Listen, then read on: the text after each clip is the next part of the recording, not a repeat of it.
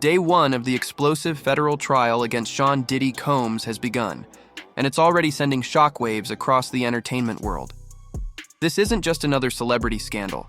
This is a federal courtroom showdown with charges that read like something out of a dark thriller: sex trafficking, racketeering, drug distribution, obstruction, and that's only scratching the surface. Prosecutors allege that behind the glitz, the Grammys, and the millions, Diddy ran a criminal empire fueled by abuse, coercion, and power. Women, they say, were lured in, drugged, trafficked, and brutalized, all hidden behind closed doors. Until now. And at the center of it all, Cassie Ventura, Diddy's ex-girlfriend, a woman who once settled in silence but has now returned as a star witness, ready to tell the world what really happened. The first witnesses have already taken the stand: security guards, insiders, a man who claims he was paid to sleep with Cassie while Diddy watched. And the details? Graphic, disturbing, shocking. But Diddy's legal team isn't backing down. They say this is all fiction, fueled by fame-hungry opportunists chasing Me Too headlines and million-dollar payouts. They're calling it lies, exaggerations, false memories. So, what's the truth? This is a trial that could change everything, from how we view celebrity power to how justice is served in America. And it's only day two. Stay with us, because in the next few minutes, we'll break down the courtroom drama you didn't see on the headlines, the hidden testimonies, the heated cross-examinations, the emotional bombshells. This isn't just news, this is history in the making. Make sure you hit that subscribe button, turn on your notifications, and grab your tea, because what's coming next will leave you speechless. Let's get into it. All rise. Judge Arun Subramanian enters the courtroom, his tone sharp and direct. Let's try to get through these issues efficiently. We have the jurors waiting. Tension thickens as he references a letter from a juror, now officially Court Exhibit Number 1. The courtroom is buzzing. At the center of the storm, a fierce battle over evidence that could shift the trajectory of one of the most high-profile trials in recent history, the United States versus Sean Diddy Combs. As prosecutors prepare to submit damning video evidence that afternoon, questions around transparency, media access, and the public's right to know hang heavy in the air. What's at stake isn't just a celebrity's reputation, it's the integrity of the justice system. News organizations are now stepping in, formally objecting to efforts that would seal key video and audio recordings from both the public and the press. These aren't ordinary clips, these are materials tied directly to federal allegations of sex trafficking, racketeering, prostitution, and abuse. Given the magnitude of the charges and Diddy's immense power, influence, and global fame, reporters argue the public deserves to witness this trial in full, but the defense is pushing back hard. Diddy's legal team insists the material is adult pornography, claiming that showing it publicly would be inappropriate, irrelevant, and prejudicial.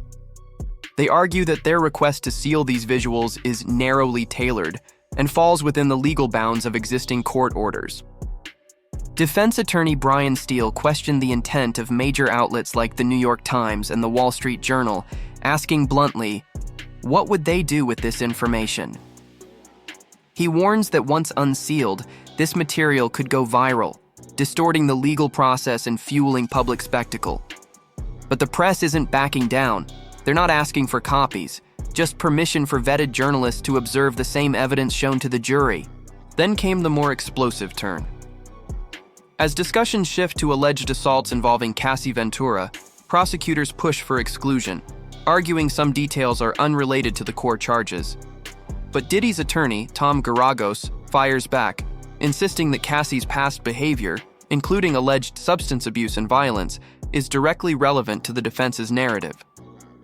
He claims Diddy suspected infidelity and references an incident where Cassie was allegedly involved in a bar fight and attempted self-harm. Judge Subramanian makes a decisive call. Objection overruled. That evidence stays in. This trial isn't just about a celebrity accused. It's about whether justice can prevail in the face of fame, power, and a tightly controlled narrative. Every moment in that courtroom feels like history in the making. And with reporters, attorneys, and the public all clashing over what can and can't be revealed, one thing is clear. This isn't just a trial, it's a reckoning. Stay tuned because what happens next could shatter more than reputations. It could change how we view accountability in the age of celebrity. The courtroom tension is palpable as attorneys debate what can be shown to the jury. Judge Arun Subramanian wastes no time cutting through legal posturing. This is a sequencing issue. Are they on direct or rebuttal? Prosecutor Johnson points to the defense's opening statement, where they claimed Cassie Ventura made her own choices and suggested she controlled the relationship. But now, Exhibit B31 theme, a threat to release a sex tape, raises a contradiction. How could Diddy have threatened her if she held sole possession of the footage? The courtroom listens closely as defense attorney Alexandra Shapiro objects, calling the exhibit hearsay. Judge Subramanian isn't having it. If they come in, they're in. You don't object. When Shapiro hesitates, the judge reminds her, "You said in your opening she was lying about the threats." As the jury files in, witness Mr. Phillips, a male dancer, returns to the stand. Under cross-examination by Holmes's attorney Xavier Donaldson, the questioning gets increasingly personal and provocative. Donaldson grills Phillips about his sexual relationship with Ventura, trying to paint her as the one in control. Phillips denies that either party took the lead, saying it was consensual and mutual. But when asked whether Cassie was in complete control, Phillips answers firmly, "I can't say that." Donaldson pivots fast, asking if a condom was used. "I did not," Phillips admits. If Cassie paid for the hotel, she used her credit card, and details about an alleged assault involving Diddy throwing a bottle. Phillips affirms Diddy said, "Are you guys ready?" An ominous phrase now central to the prosecution's narrative. Things escalate as Donaldson accuses Phillips of misrepresenting key facts to prosecutors. He references a 2023 statement allegedly made to the government, where Phillips was told to "get the F out" by Diddy. When Phillips claims he doesn't remember, the prosecution objects. Judge Subramanian sustains the objection, warning jurors to disregard that. But the damage may already be done. Donaldson keeps the pressure on, asking about Phillips's past relationship with a model named Malia and whether jealousy influenced his testimony. Phillips insists they were just friends, but admits he would have dated Cassie if she let me. The implication? His feelings may have blurred the lines between fact and motive. In a final barrage, Donaldson questions Phillips about Cassie's alleged substance use, her behavior in social settings, and what he claims Diddy did or didn't direct during their encounters. At one point, Donaldson accuses him of saying Cassie was inebriated and passed out on a couch, to which Phillips replies, "Correct." But when asked about whether Diddy gave him instructions during sex acts, Phillips backtracks. "I said he was directing," he tells the court, but then admits that in a prior meeting with prosecutors, he didn't recall Diddy giving directions about positions.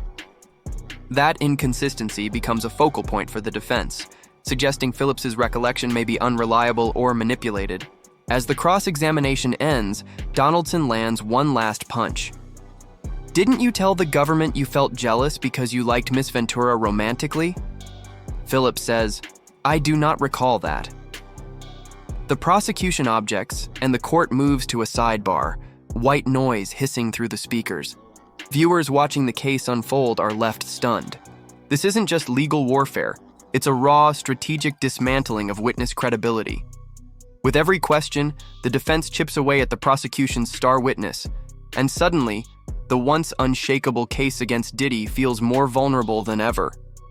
For those wondering why Diddy rejected a plea deal, it's moments like these that make the answer clear. His legal team is fighting to win. The courtroom tension hit a boiling point as the prosecution took the mic for redirect, pressing Phillip, a key witness, to clarify his earlier claims. "Please explain why you now say Mr. Combs directed you," the prosecutor asked, locking eyes with him. Phillip didn't hold back. He admitted that not only did Combs give directions during the encounters, but he also specified positions and insisted on using baby oil. When questioned about the financial aspect, Phillips said he received $3,800 more than what he typically earned from stripping gigs, sometimes pocketing as much as $6,000 per session. But when he couldn't perform? "They paid me nothing," he said coldly. The prosecutor pivoted, asking if Miss Ventura ever reached out after the infamous Dream Hotel incident. "She never really answered my texts," he admitted, his voice cracking slightly. "I just wanted to hug her. I could see she was afraid." As the redirect continued, the courtroom hung onto every word. When asked what Diddy said to him after one encounter, Philip responded, "It's time for you to go." Chilling words, considering what had just transpired in the room. "Who was there at the Grammy Hotel?" the prosecution asked. "Sean Combs, myself, and Cassie," Philip said, confirming the intimate triangle. Then came a bombshell. When asked if Combs was always present when Cassie seemed to enjoy herself, Philip replied, "Yes." The prosecutor leaned in. "The same man who called her names and beat her?" Philip hesitated. "I didn't see the beating, I presume." But when pressed again, he confirmed he did hear slapping sounds. Objection, sustained. The judge cut it off, but the damage was already done. Those words were now burned into the jury's memory. Diddy's attorney, Donaldson, wasn't letting that slide without damage control. He stepped in for a quick recross, zeroing in on a text message Philip had sent after one of the alleged abusive encounters. "Do you see your text? Don't give a I'm a little tipsy, love y'all N-words," Donaldson read aloud. Philip acknowledged the message, confirming it came after the bidding. Donaldson stepped back, clearly hoping to cast doubt on Philip's credibility. If the witness was partying and expressing affection after these events, could the jury trust his fear or trauma? It was a risky move, but one that planted seeds of doubt. The prosecution wasn't done. They launched into a redirect of their own to reclaim control of the narrative. "Why did you write that text?" they asked. Philip answered, "I wanted them to see I had no problem with what he had done, to keep it going." The implication? He was surviving, masking trauma to stay in Diddy's circle. The courtroom fell into a heavy silence. The prosecution then requested a sidebar. Judge Arun Subramanian nodded, and the jurors were dismissed for a break. What came next, the court said, needed to be handled off record. What followed revealed just how high the emotional stakes really were. Diddy's legal team made a move to shield themselves from potential damage, as they requested Cassie Ventura's husband be barred from the courtroom during her testimony. "We may need to call him as a witness depending on the direction," said Ana Maria Estavo. But Prosecutor Johnson fired back, saying Cassie, who is currently pregnant, needs her husband present as a support system. After some back and forth with Ventura's attorney, Tiny Geragos, the judge agreed to allow him in the room until the testimony involved events post-2018. It was a compromise, but one that spoke volumes. With new testimony looming and key witnesses circling, this case is turning into a legal and emotional powder keg, and it's far from over. The courtroom fell silent as the bailiff called for everyone to rise. All eyes turned to Cassandra Ventura, known to the world as Cassie, as she stepped onto the witness stand, visibly pregnant and composed, despite the emotional weight in the room. Prosecutor Johnson wasted no time. "How old are you?" he asked. 38, she responded. Her voice was steady, but the gravity of what was to come was unmistakable. As Johnson continued, he peeled back layers of a relationship with Sean Diddy Combs that spanned a decade, 10 years of emotional manipulation, control, and violence. Cassie recounted how arguments would spiral into brutal attacks. "He would stomp on my head when I was down," she said. "Too frequently. I had black eyes and bruises." The tension in the courtroom thickened. Then came a video, a hotel lobby surveillance clip from the Intercontinental in Los Angeles. "That was after a freak-off," Cassie explained, referencing Diddy's term for nights involving escorts he hired and expected her to engage with. Johnson pressed further. "How did you feel when he first asked you for it?" Cassie hesitated, then said, "Confused. Nervous. I just wanted to make him happy." That feeling, she said, would spiral into a dark pattern. When she tried to say no, it wasn't an option. She feared his anger. Through time, he had blackmail material, she said, evidence stored on devices, a power he wielded over her. That fear drove her to hand over laptops to the government, packed with years of documents, messages, and photos. "I'm leaving here with something," Cassie had told herself the last time she walked out of Diddy's house. And she did. Prosecutors entered one of the hard drives into evidence. Cassie confirmed she had reviewed it. "It has communications and documents pertaining to Mr. Combs," she said. Among the files, a photo from 2004 with Carrie Morgan and others. Then came the industry connection, her signing to Bad Boy Records in 2006, a 10-album deal that never really took off. "Did you release any albums after late 2006?" the prosecution asked. "No," Cassie replied flatly. But this wasn't just about music. It was about control. Prosecutors showed another photo, this time of Kim Porter, Diddy's ex and the mother of his children. "Where was this?" Johnson asked. "Las Vegas, my 21st birthday," Cassie said. That night, she said, Diddy kissed her in a bathroom. "I ran back to the hotel and told Carrie." Shortly after, Cassie visited him in New York at the Trump Hotel while his apartment was under renovation. "What were you doing with your music career?" the prosecution asked. "Trying to come up with a concept, but Sean was calling all the shots." There was a 17-year age gap between them, and he had full control over her career and, she would say, her life. "I was nervous and excited.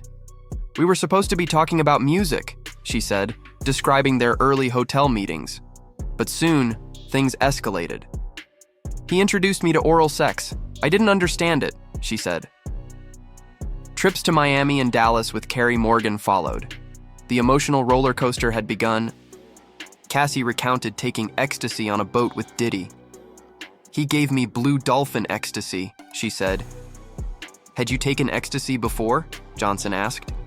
"Yes, but unintentionally, in Gatorade." She described the sensation of being high with Diddy as like rolling. At the time, she thought they were in a monogamous relationship. "I thought we were exclusive," she said. "Was it public?" Johnson asked. "No, I was his artist, also with his children. Yet in the public eye, Kim Porter was the one linked to him.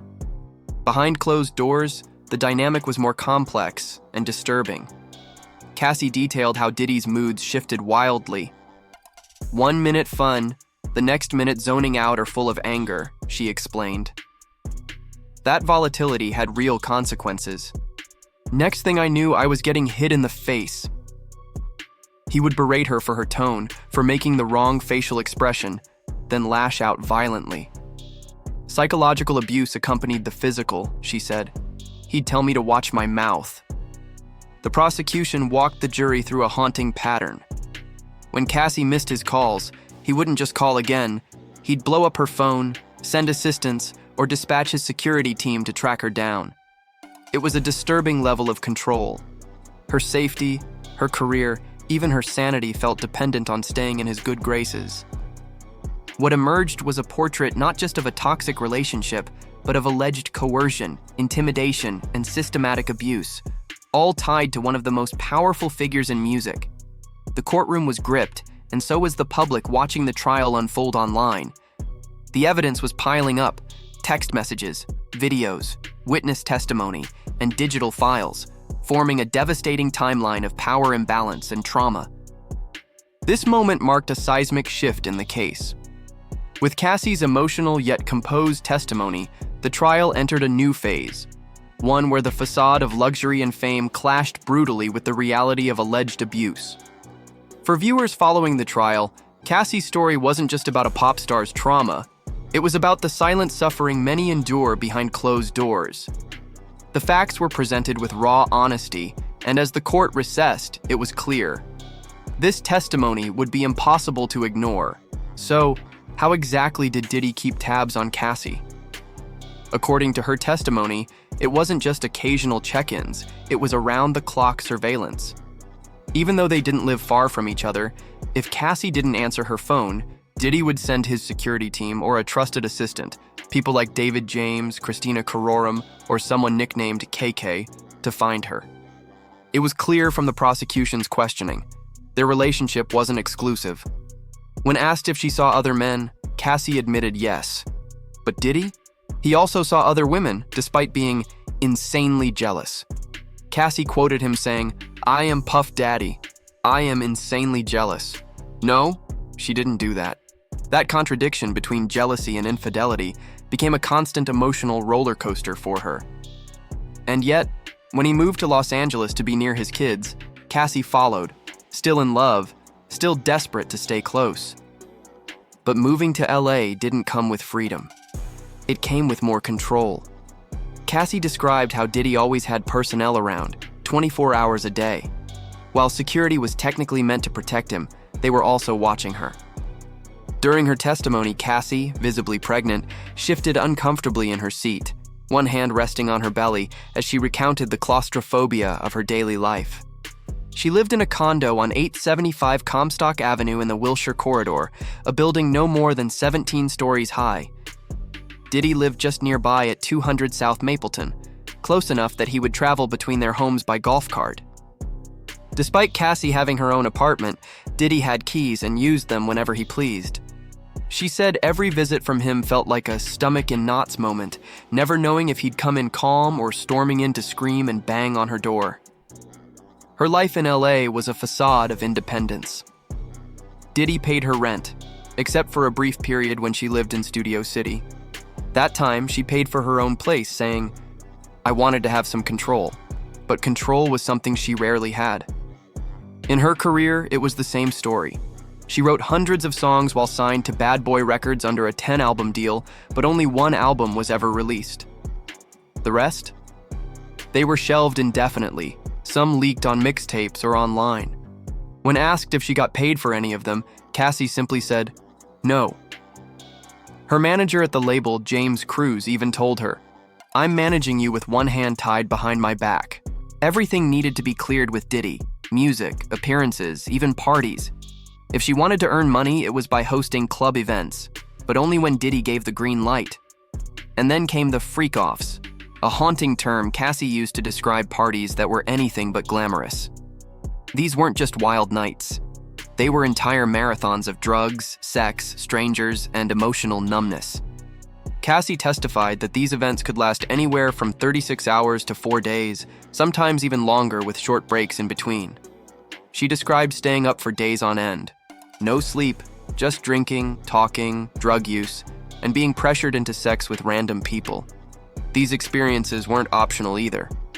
Diddy controlled every part of her participation. He even dictated her appearance, criticizing her hair as looking too Mexican, or telling her to keep white French tip nails. In 2009, when she shaved her head, it was a moment of rebellion, but it came at a cost. Cassie's physical appearance became another battleground in their toxic dynamic. Her body, her hair, her nails, everything was scrutinized. She was told to work out constantly, especially in preparation for freak-offs. Asked how those comments made her feel, Cassie said it depended on the day, but it clearly took a toll. Diddy's form of control extended to every aspect of her life. He gave her cars, cash, and luxury, but he could take it all away just as easily, depending on his mood. But it wasn't just the material things he stripped from her. "He would take away my self-confidence," she said. And when he didn't do it himself, his staff, loyal to him and complicit in his control, would carry out his will. This wasn't just a toxic relationship. It was a tightly controlled environment where Cassie had no agency, personally, professionally, or emotionally. Despite being an artist, a young woman with talent and ambition, she found herself locked in a world where her choices were not her own. And now, years later, she's coming forward, pregnant, vulnerable, but powerful, to put these truths on record in a courtroom. The prosecution's questions were relentless, but so were her answers. Cassie isn't just telling her story. She's reclaiming her voice, piece by piece, after years of silence, gaslighting, and surveillance. The defense tried to interrupt, but the judge overruled their objection. When asked who took away her laptop and phone, Cassie didn't hesitate. It was security. Their disappearances weren't random. They happened whenever she was being punished. This constant surveillance extended beyond mere observation. It was control through isolation. Cassie was in daily contact with Sean's staff, including people like Christina Courtroom and Miss Fletcher, nicknamed KK, and Drock, who was one of Sean's security guards. She revealed she was almost always at Sean's residences, whether in New York, Los Angeles, Miami, or Alpine, New Jersey. These weren't just homes, but fortified compounds with safes containing cash, jewelry, cameras, videotapes, and even guns. The level of security was intense, signaling a world where privacy was scarce and power was absolute. Cassie's testimony took a darker turn when she recalled a violent incident involving Sean and infamous music executive Suge Knight. During a freak-off in LA, one of Sean's security men, Drock, rushed in to say Suge was waiting at a diner nearby. Sean left immediately, driving to confront him. Cassie broke down in tears, pleading, "Don't do nothing stupid, Shine." This glimpse into a world of potential violence showed how fear and tension constantly shadowed her life. More chillingly, she admitted being handed a gun during a downtown LA club event while she was high on mushrooms. Told to put the weapon in her bag, she was freaking out. Other times, she witnessed armed men dressing quickly and leaving in SUVs for unknown tense missions lasting half an hour or more. It was a stark reality, far removed from the glamour of fame. Within the first 6 months to a year of their relationship, Sean began mentioning voyeurism to Cassie, introducing her to a world that would soon consume her. At just 22 years old, she agreed to participate in her first freak-off to please him. This wasn't an ordinary party. It was a highly controlled, orchestrated event involving escorts, drugs, and recorded sessions. Cassie identified the first escort involved, someone she didn't know by name but knew was paid to dance and have intercourse with her. Before these sessions, Cassie would disguise her appearance, sometimes wearing masquerade masks to hide her identity. Each session didn't end until the escort finished, and there were multiple sessions with the same escort. Cassie described feeling high and numb, dirty and confused, but also driven by a desperate desire to keep Sean happy and avoid his wrath.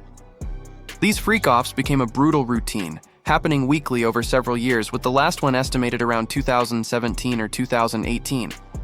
Cassie testified that she never slept during these events. Instead, she relied on drugs, ecstasy, Molly, cocaine, to stay awake and numb the emotional pain. Remembering every freak-off was impossible. The haze of drugs blurred the nights into a never-ending cycle. Deep down, she wanted to stop, but felt trapped and humiliated. "I didn't have the words then," she said tearfully. "I couldn't talk to anyone." Despite her fear, she attempted to express her reluctance to Sean, but always gently, never wanting to make him angry or risk him taking his desires elsewhere. The judge allowed the defense to object to a leading question, but Cassie's fear of violence and emotional manipulation was clear. The emotional toll wasn't limited to physical exhaustion or drug dependency. The relationship was laced with manipulation through communication. Cassie revealed that Sean called her Pop Pop, a nickname he said came from what she called her grandfather, but she now finds disrespectful. Text messages between them painted a chilling picture. When she texted Sean saying, "I really need to," it was an unspoken plea to stop the freak-offs. Sean's reply, "You don't want to do anymore?" met with Cassie's self-deprecating "I'm so predictable," showed how trapped she felt. She explained that she backpedaled, not because she wanted to continue, but out of fear of his anger and potential violence. This toxic dynamic kept her compliant and isolated, a prisoner within a relationship masked by fame. Cassie also opened up about the logistics and locations of these freak-offs, places where her body and spirit were exploited repeatedly. These events happened in Miami, New York, Atlanta, Ibiza, and multiple Sean-owned homes, sparing only Studio City. The parties were held in luxury hotels like Trump Gramercy, Intercontinental 44th Street, Mandarin Oriental, and Fontainebleau. To conceal identities, she used the alias Frank Black, while Sean was known as Jackie Star.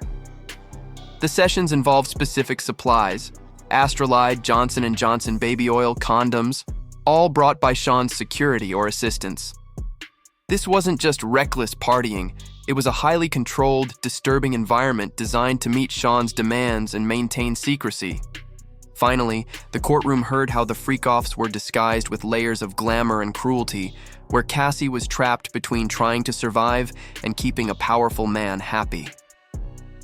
The physical and emotional control extended beyond Sean himself to his entire staff, security, and inner circle, people who enforced his will and stripped Cassie of her autonomy. Each question, each text, each visit revealed a woman worn down by fear, manipulation, and exploitation. But despite it all, Cassie's bravery in sharing these facts paints a vivid, unvarnished portrait of life behind the scenes, with one of music's biggest names, capturing the pain, power, and darkness behind the fame. The courtroom drama heated up when the prosecution asked about the use of baby oil during the freak-offs. Cassie explained that Sean insisted she needed to be glistening, which meant plenty of baby oil was required. When the defense objected repeatedly, calling the questions irrelevant, the judge called for a sidebar to settle the matter.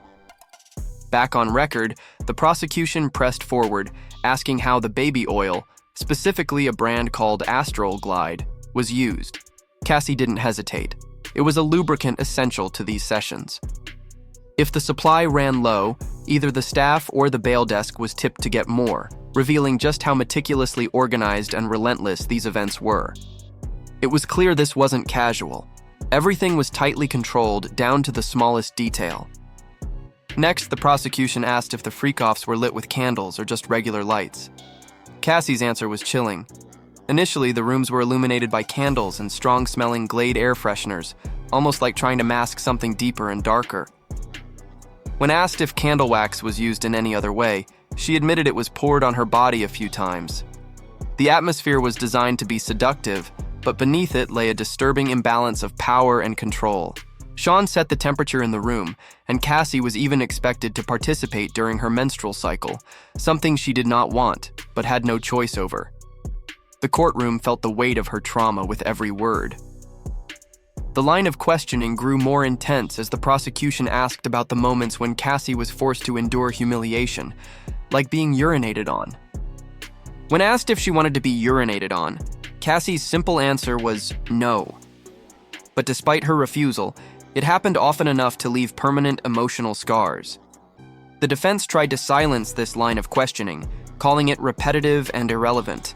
But the judge overruled, allowing Cassie to speak freely. She described how disgusting it was, how she choked and struggled, and how no one could believe she wanted any of it. The horror deepened when she named Sean as the person who urinated on her, making it clear she had no say in any of it. These abuses weren't isolated incidents, they were frequent and brutal. The destruction wasn't limited to Cassie's spirit. The prosecution asked which hotel charged the most for damages caused during these freak-offs, and Cassie named the Intercontinental in New York. The hotel redecorated an entire room for a ridiculous amount of money because of the chaos left behind. When asked about where the escorts came from, Cassie's blunt answer shocked many. The ghetto, not Craigslist as initially suspected.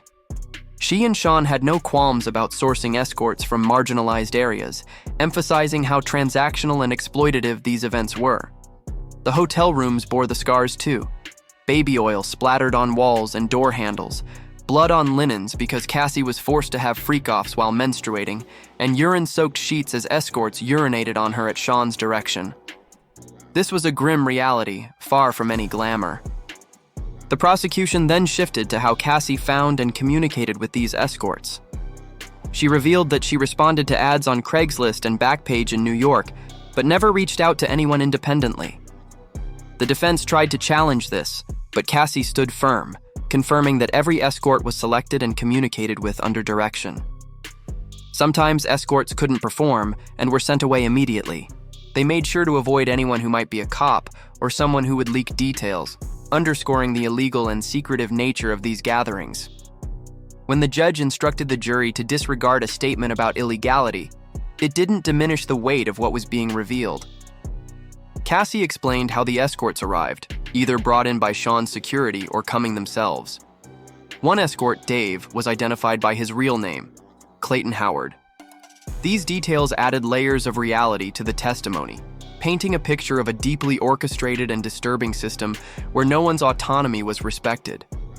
It wasn't just a story of abuse, it was a business of control, secrecy, and exploitation operating in the shadows of the music industry's bright lights.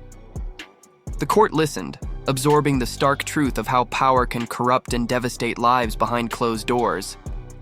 Every fact laid out in this testimony chipped away at the facade of fame and fortune.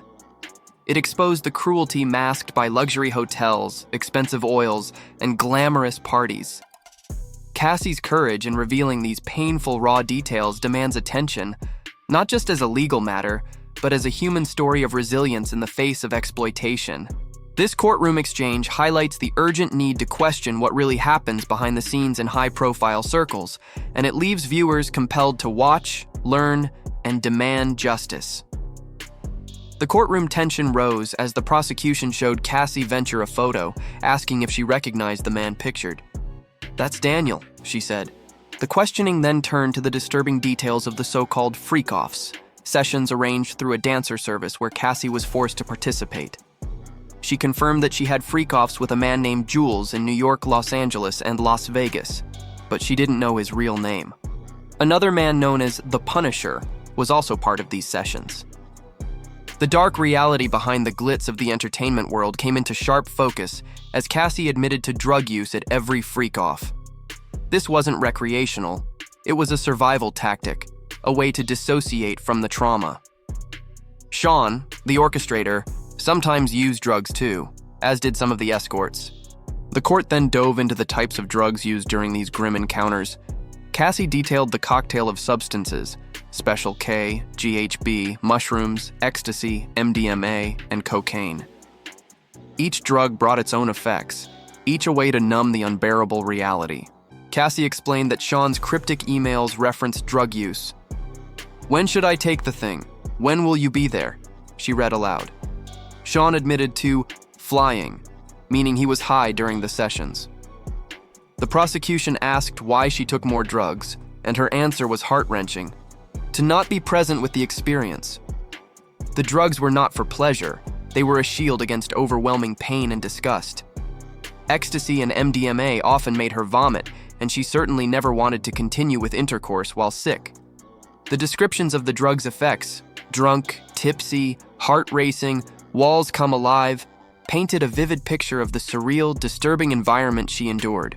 As the judge called for a break at 4:15 p.m., the courtroom tension was palpable. When court resumed, the prosecution wasted no time pressing further. Cassie revealed that when drugs ran out, Sean was the one who directed her on who to contact next. The entire freak-off was orchestrated with chilling precision. The prosecutor asked what happened after an escort finished with Cassie, and her answer was deeply unsettling. Sean wanted the escort's bodily fluids applied to his body, usually his nipples. She made it clear she did not want to do this, describing the degrading feeling of being treated as an object, stripped of humanity and dignity. Sean often watched these sessions live via FaceTime or was physically present, exerting total control over every moment. This wasn't just abuse, it was calculated domination. Venture's testimony grew even darker when she explained that Sean began recording the freak-offs within the first few years of their encounters. She pleaded for the videos to be deleted, or deleted them herself. "I never wanted anyone to see me like this," she said, a chilling reminder of the psychological torment she faced. The prosecution painted a clear picture. Sean was in full control, dictating every detail of the freak-offs. They even alleged that if escorts arrived earlier than directed, they were paid less, underscoring the ruthless nature of the operation. The power dynamic was crystal clear. Sean's control was absolute, and Cassie was trapped in a nightmare of exploitation. The questioning turned to Cassie's attempts to escape. She admitted she had left before the freak-off was over once, at the Century City Intercontinental Hotel. She explained she had a premiere coming up and didn't want to mess it up. But this act of defiance was met with violence. Sean hit her. The courtroom gasped at this revelation. The prosecution pressed for details on when Sean would hit her. "Between sessions?" they asked. The rawness of the abuse, physical, emotional, and psychological, was laid bare. It was a stark reminder that the nightmare didn't end when the freak-off sessions did. The trauma followed her everywhere. The dark underbelly of this story is not just about the freak-offs, but about the system that enabled them. Cassie described how she was never given any choice about who would participate or what would happen. Sean controlled everything, From the escorts chosen to the timing of drug use to even the recording of the events. The entire operation was shrouded in secrecy and fear, with Cassie left to endure horrors no one should face. The facts reveal a chilling reality. A powerful man's desire turned into exploitation and abuse, masked by luxury and fame. The details of Cassie's testimony demand attention, not just as legal evidence, but as a sobering look at the cost of silence. This courtroom exchange is more than just a legal battle. It's a human story of survival amid control, abuse, and trauma. Viewers watching these revelations unfold can't help but feel the weight of Cassie's courage and pain. The testimony underscores the urgent need for accountability and justice in an industry where power often silences victims. It's a call to watch closely, listen carefully, and never turn away from the uncomfortable truths hidden behind the curtain of fame. Cassie Venture's testimony brought to light one of the darkest moments of her life, an assault by Sean Combs in a hotel hallway back in March 2016.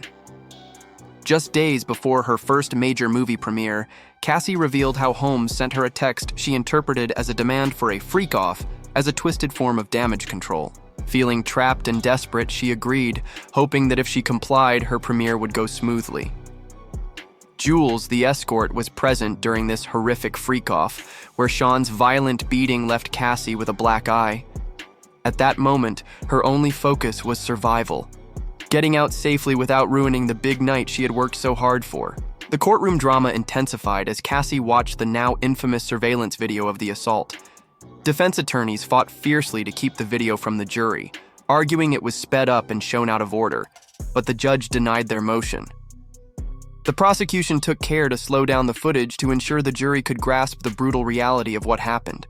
Watching the video, Cassie described how after reaching the elevator, Sean suddenly grabbed her by the neck and hoodie and threw her to the ground.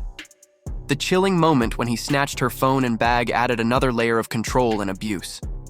The visual evidence was undeniable. It was raw, painful, and heart-wrenching. After such an intense day in court, the judge called a break, acknowledging just how heavy the testimony and evidence had become. This was a lot, the judge admitted, promising to start fresh the next day. It was a sobering moment for everyone in the courtroom and a reminder of the real human cost behind these legal battles. Cassie's courage to face her abuser and tell her truth in such detail commands respect, empathy, and reflection.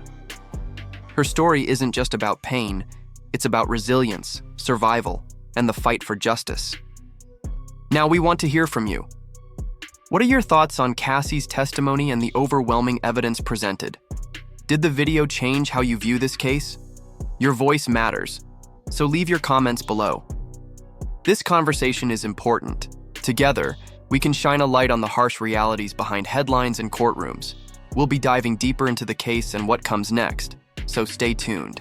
Before you go, don't forget to hit that subscribe button, like this video, and ring the notification bell. You won't want to miss the upcoming episodes where we unpack every detail, bringing you the facts with no fluff. Thanks for watching, and we'll talk soon.